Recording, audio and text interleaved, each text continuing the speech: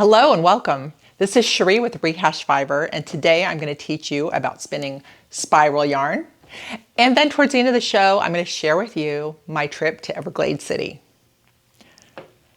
All right, spinning fiber is one of the most fun, soothing, and relaxing things we can do as fiber artists. Now, every now and then, it is really good to get away from your default spinning and try something new. Spiral yarn is fun and just takes a little bit different technique, and then you've got a totally different yarn. So the key to spiral yarn is you need a thin and a thick.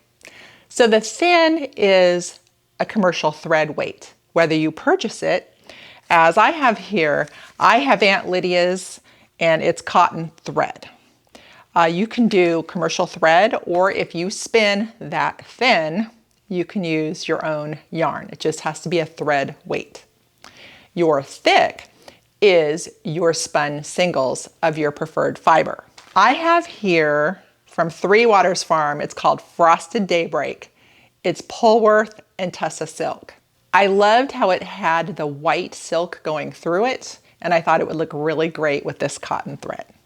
So this is what I used for the spiral spinning. I spun my singles two different weights. I did a sport weight and a bulky because I wanted to show you both of those. So now check out how to make the spiral yarn. To spin the spiral ply initially, when you set it up, you need your thread and your yarn, and you tie them to the leader that's on your bobbin. Once you start, your thread is going to come directly towards you. It is helpful if you figure out a tension, your personal tension, whether you wrap it through some fingers or whatnot.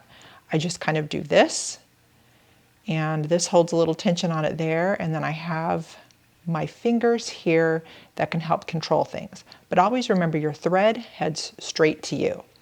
Now for the yarn, this is a spun singles in a sport weight, and it just spirals around the thread. Now the key to this is you want to keep your hands close together, because the further your hand is out, the more that the twist goes out of it. So you want to keep that twist in, and it's okay if a little goes out of it because it gives you that fluffy texture, but you don't want it to totally untwist. So just remember to keep your hands nice and close together. And then you're just going to let that yarn twist around your thread.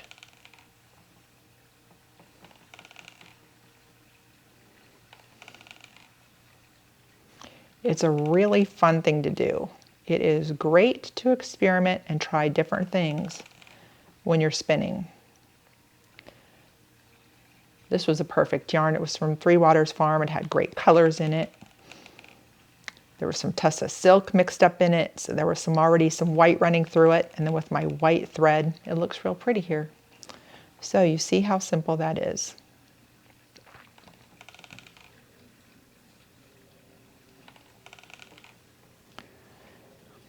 And it's okay if it ends up just doing that. Just get back on track. You won't spin it perfect to start with. In fact, I never spin perfect. I just spin, and I spin good enough to be able to do whatever I want with the yarns.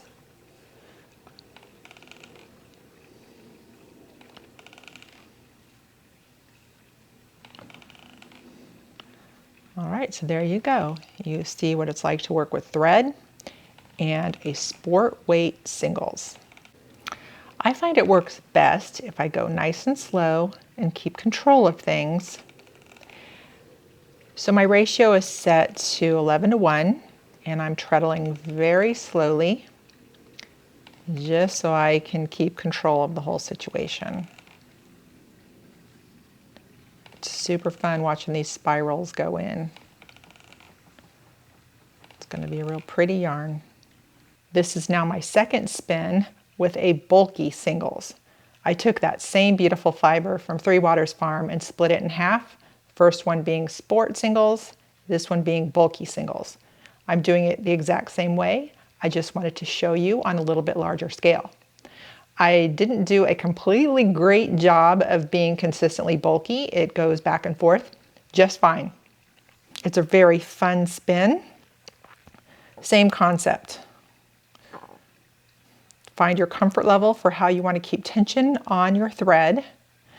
Keep this close by. Now I'm finding here with this bulky that I do stay close to the thread.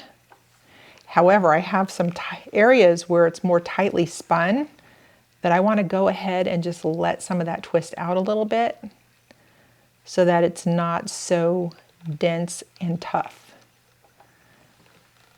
So there's just kind of a little knack there.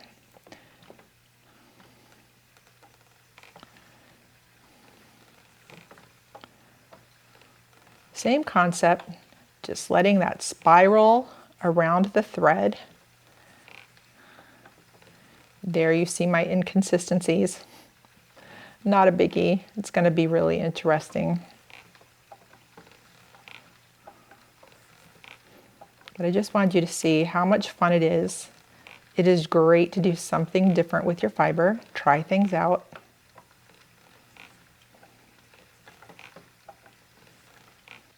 And it makes just a real fun yarn.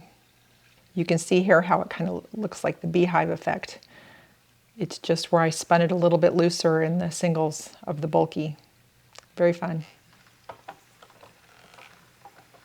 So you see there, just some slight changes, and now you have a whole different yarn. Easy to do, very fun, and I don't know, I just love it. I love having something really different every now and then. So good stuff. Now a note on this, because of the thread, there is not a lot of stretch. So keep that in mind for the garment you're choosing to make. In fact, I think with mine here, I may just weave it. So take a closer look here at the sport weight version and then the bulky version. Very fun and enjoyable to do. All right, moving on, I want to share with you my trip to Everglades City. I've lived here in Florida for 26 years and it never hit my radar until about 3 or 4 years ago. My friend said, you know, there's a little town deep in the Everglades. I did not. So finally I got there. I want to share it with you because it's a treasure. This was a solo trip. Oftentimes I do like going out on my own. I like to explore. And then it ends up being a little bit of a fiber retreat because whenever I'm not out and about exploring, I'm knitting. So it's really fun and very rejuvenating for me. So that's what this was about. I went to explore. So I want you to see here, you can see the state of Florida, and then way down there is Everglades City. It is a town with a population of about 400. Their average size of graduating class from high school is 9. There's only a few streets. You can easily walk it, no problem. And it will never grow because it is surrounded by the national parks. You have Everglades National Park and Big Cypress. So that's kind of cool. The industry there is boating and fishing and the airboat tours. I'd never done an airboat tour, so of course I had to check that out. The rest of the time was spent walking the city, looking at the historic buildings, and also getting as far into the Everglades that I could safely go as a solo traveler and checking it out. And there's just some really neat things there.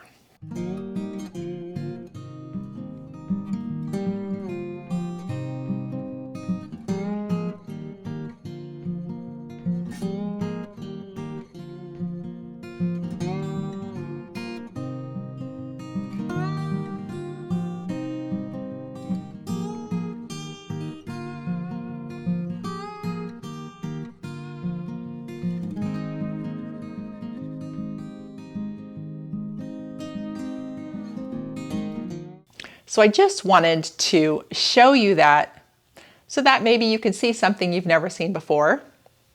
And if you do get to that part of Florida, it's worth checking out. All right, everybody, happy spinning your spiral yarns, and thanks for watching.